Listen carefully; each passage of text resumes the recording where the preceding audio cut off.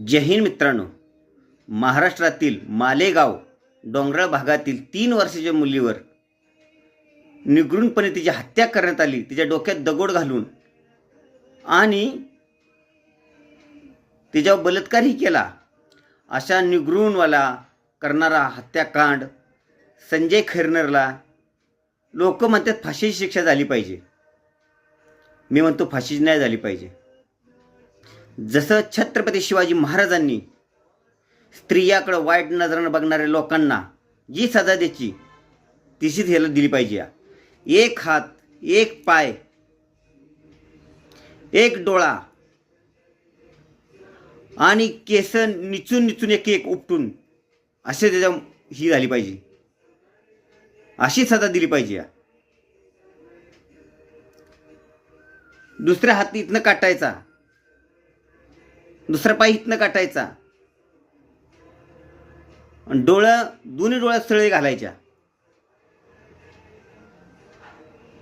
तवा असा एखादा कायदा निघल तवाच ह्या बलात्कारी करणाऱ्याला आळा बसल.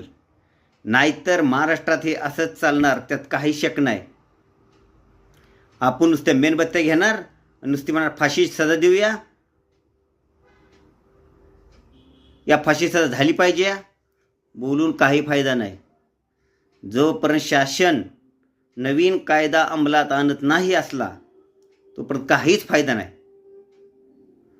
मग तेवढा डायलॉग, केस पे केस चलेगी, तारीख पे तारीख मिलेगी, उस तारीख का क्या फायदा, उस तारीख का कोई फायदा नहीं. जाने वाला चला जाएगा. दुख सिर्फ उन घर वालों को होगा जिसकी बच्ची गई है. हम तो बस हाँ हाँ करके निकल जाएंगे. तो ऐसा कोई कायदा लाना चाहिए. ऑन द स्पॉट, उसी गांव में, उसी जगह पे उसको खंबे को बांध के एक हाथ आधा काटो, एक हाथ पूरा काटो. यहां से एक पाय आधा काटो, एक पाय पूरा काटो, दोनों आंखें निकाल दो उसकी बाहर और उसके एक एक बाल को नोच नोच के सजा दो.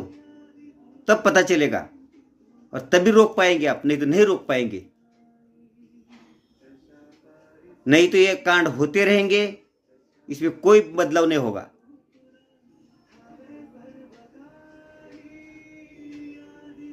जय हिंद.